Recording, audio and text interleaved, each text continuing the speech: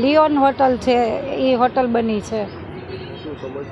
સમસ્યા અમારે એ છે કે રાત દિવસ અહીંયા ગર્લ્સ ને બોયઝ ચાલુ જ રહે છે આવવા જવાના। અમારે અહીંયાથી નીકળવું હોય ને તો પણ અમારે વિચાર કરવો પડે છે અને એ લોકો ગમે ત્યાં અમારી ઘર પાસે પણ પાર્કિંગ કરી જાય છે। રાજકોટના વિજય પ્લોટ વિસ્તારમાં લિયોઇન નામની હોટલમાં ચાલતા કૂટણખાનાથી રહેવાસીઓ થયા ત્રાહિમામ। અવારનવાર રજૂઆત કરવા છતાં હોટલ લિયોઇનમાં સંચાલકો ચલાવતા હતા કૂટણખાનું। હોટલને રાજકોટ નગરપાલિકાના ભ્રષ્ટ અધિકારીઓ દ્વારા મારવામાં આવેલ સીલ પણ હોટેલ માલિકોએ સેટિંગ કરી ખોલાવ્યાના રહેવાસીઓએ કર્યા આરોપ। રાજકોટ નરક અધિકારીઓ ઉપર લગાવ્યા આક્ષેપ। વાત કરીએ સમાચારની તો ખુલ્લેઆમ ચાલતી સેક્સ બજારો પર વિકાસની ડબલ એન્જિનવાળી સરકાર ક્યારે લગામ લાવશે?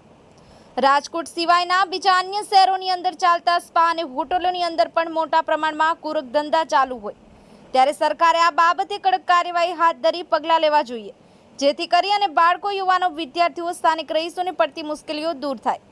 Bureau report, Diu mirror news, Ramesh સત્યની સાથે। સંવાદદાતા ભરત ભડવા સાથે રોહિત ગોઝાણી, દીવ મિરર ન્યૂઝ, રાજકોટ। દિવ્યા બેન્ટા।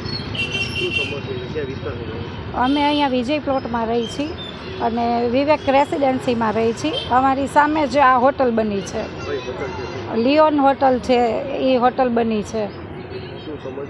સમસ્યા અમારે એ છે કે રાત દિવસ અહીંયા ગર્લ્સ ને બોયઝ ચાલુ જ રહે છે આવવા જવાના।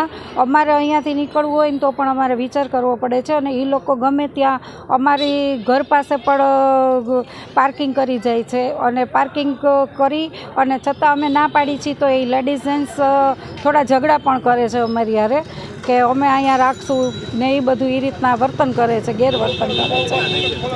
આ 6 મહિનાથી સહન કરે, 6 મહિનાથી જ છે આ બધું। કોર્પોરેશનમાં પોલીસમાં 2 જગ્યાએ જાણ કરેલી છે પણ એ લોકોએ કંઈ સીલ મારેલી છે। રોડ ઉપર આવા ચેનચેડા કરતા હોય છે, અહીંયા જ હોટલ પાસે જ કોર્પોરેશનવાળા સીલ કરી ગયા છે, પાછું ખોલવા આવી ગયા છે। તો અમારી આ એક જ માંગ છે કે આ હોટલ અહીંયા સદંતર બંધ થઈ જાય એમ।